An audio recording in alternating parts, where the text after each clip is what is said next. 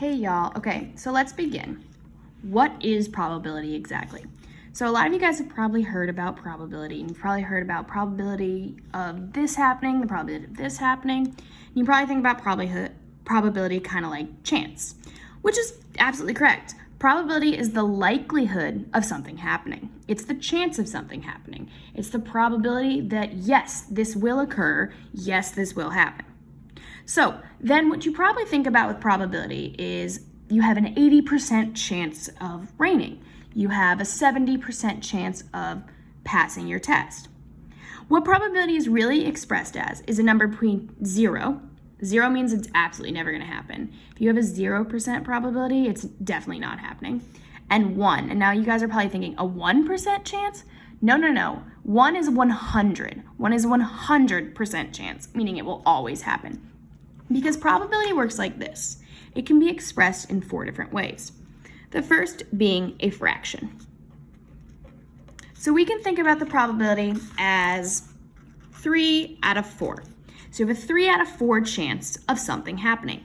That's your probability expressed as the event you want to happen out of how many total trials there are. The next way you can express this as a decimal. So you can say you have a 0.25, you have a 0.65 chance. You can take your fraction and by simply dividing it, so this would be 3 divided by 4, you can turn it into that decimal. So this is the same thing as a 0.75 chance. All right, next you can take that and you can make it a percentage. Okay, so most of the time you guys are used to hearing you have a 75% chance. What you do with the decimal now is if you move it over 2 places, that's the same as saying you have a 75% chance. Finally, you can express probability as a ratio.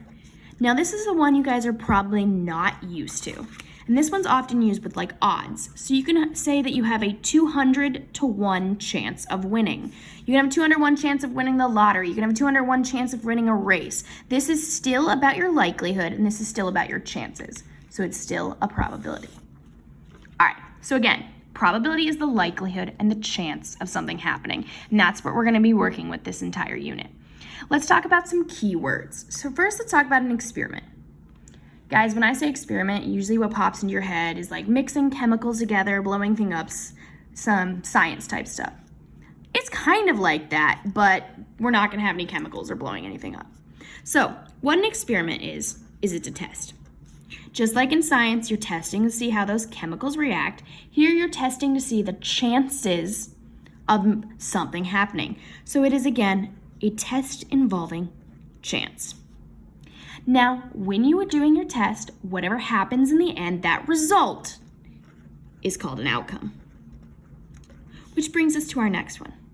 The outcome of an experiment based on probability is the result of a single trial. So if I am testing the chances of pulling a red marble out of my bag, the marble that I pull on that one try is my outcome. So if I pull out a red marble, my outcome is red. If I pull out a blue marble, my outcome is blue. Versus an event. An event is one or more outcomes of an experiment. For instance, if I have 4 marbles and 3 of them are red, I have a 3 out of 4 chance of pulling that red marble. That's my red marble event. Finally, we have something called a sample space. Now, this one always confuses students because they get it confused with the number of chances and how many. Sample space has nothing to do with how many. It is the what. So a sample space is the set of all the possible outcomes of an experiment. So again, if we go back to my marble, I said there were 4 total marbles. If 3 of them are red and 1 of them is blue, my sample space is simply red and blue. It's my what. What are my options? Not how many. I don't care that red is technically more likely to happen. I'm just asking about the what. What are my options from this experiment? All right. So remember these words because they're going to come through. And let's talk about some examples. All right. So check out your notes, guys, and let's look at example 1. What is the sample space for choosing a prime number less than 15 at random? Pause the video for a second and try it out. All right, guys, so let's see what you decided. So first, we gotta know what a prime number is. So remember, a prime number is any number only divisible by itself and 1. So for example, 2 is a prime number, right? 2 times 1 is the only thing you can do to get 2. So we're looking for a prime number. We're also looking for one that's less than 15. That means 15 does not count. So let's talk about A.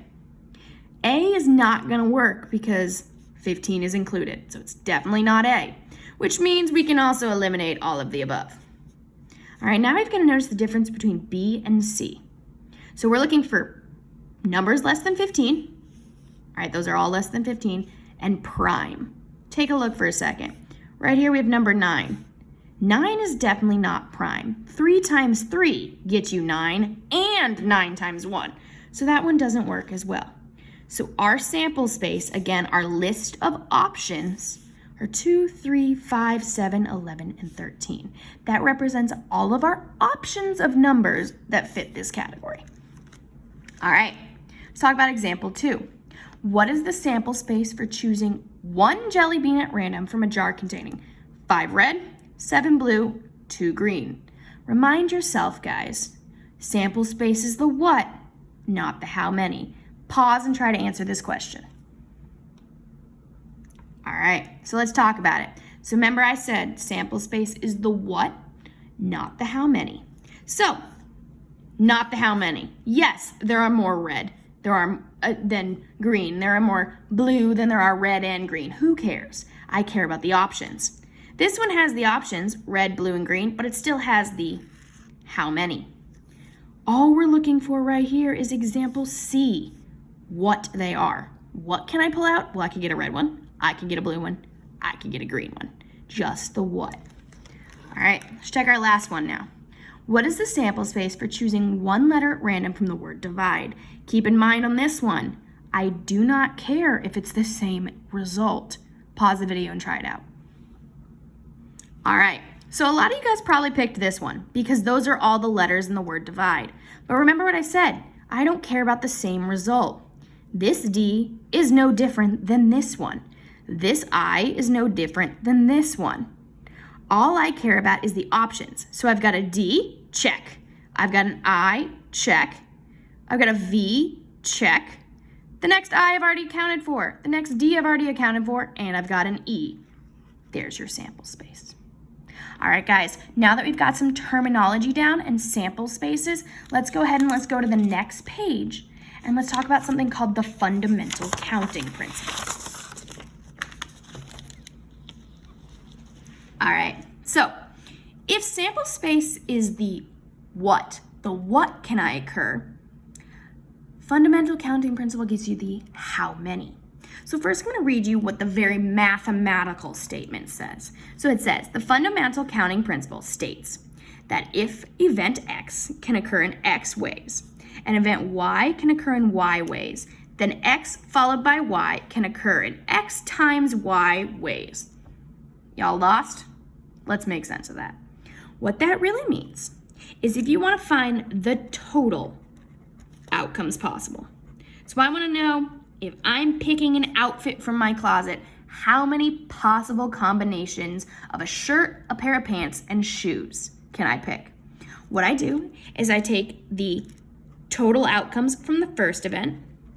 So I'd take how many shirts I can pick from, and I would multiply it by the total outcomes of the next event. So if I want to figure out how many combos of shirt and shoes I got, or shirt and pants I got, I'll do all the shirt options, multiply it by all the pants options.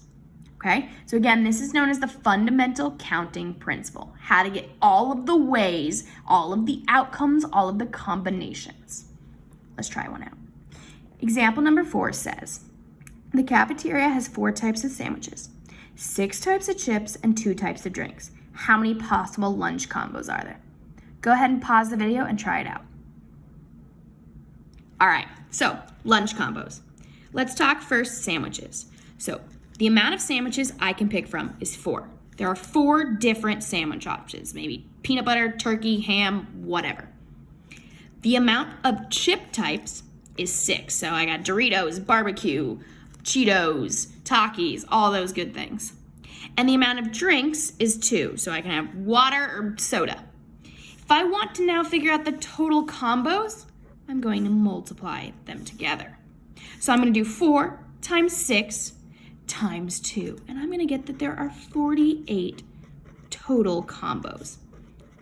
Guys, what that basically means, if I was eating in this cafeteria, I could eat 48 different unique lunches before I had to repeat. All right, so now that we've got the what, that's our sample space, the how many, that's our counting principle, let's just talk about calculating probability. So calculating probability is really not that bad, but here's what you need to remember. Probability is the chance, the likelihood of an outcome. So remember, an outcome is our result. If we would like to figure out the probability of that specific outcome happening, we take the number of desired times that outcome happens. So if we go back to my marble example way over here, right? I had 3 red ones. I was trying to pick red. So there were 3 of my desired outcome over my total. So in the entire bag, I had 4 marbles. 3 of them were red, 4 total. So that gets me to my probability of 3 over 4. All right, let's try it out. Okay, a bag contains 4 blue marbles, 6 green marbles, and 3 yellow marbles. A marble is drawn at random from the bag. Now, before we can calculate the probability, remember, we need to know the number of trials, the total amount we can pick from. So if we need to figure out the probability of each of these marbles here, we need to first know the total. So we're gonna go ahead and we're gonna add these all together. So we're gonna do 4 times 6 plus 3. And we're gonna say that there are 13 total marbles. So all of our probabilities to follow should be out of 13. Go ahead and pause the video and give it a try. All right, guys, so hopefully you've tried this out now, but let's check the probability of drawing a green marble. So remind yourselves, there are 6 green marbles. So that's my desired outcome. And that's always out of the total. So 6 out of 13. Now I have a choice. I can leave my probability as 6 over 13, or I can take my calculator. And remember, to do your fraction as a decimal, you're going to do 6 divided by 13. And we're going to go ahead and we're going to round that to 2 decimal points. And we're going to say that that is about 0.46. And even more, if we would like to turn that into a percentage, we move that decimal over. And we're going to say that's about 46%. All of these probabilities represent the exact same thing. 6 out of 13 is the same as 0.46, which is the same as 46%. All right, probability of drawing a yellow marble. Again, there are 3 yellow marbles out of our total of 13. So again, we can do 3 out of 13, or we can do 3 divided by 13, which gets us about 2.3, which is the same as 23%. So what you can see right here is you can see that there are more green marbles. Therefore, it's a higher percentage. Green is going to be more likely than yellow. All right, let's talk about our blue. There are 4 blue marbles, again, out of 13 total. We're going to go ahead, we're going to change that into our decimal. That is about 0.31 if we round, which is the same as 31%. So again, you can see most likely green, least likely yellow. Let's talk about our very last one. Probability of drawing red. How many red marbles are there? Well, there weren't any. So that's 0 out of 13, or just 0, or 0%. And what we learned from the very beginning of this video is 0% means definitely not going to happen. I can't pick a red marble if there isn't a red marble. All right, guys, that's been your introduction to probability.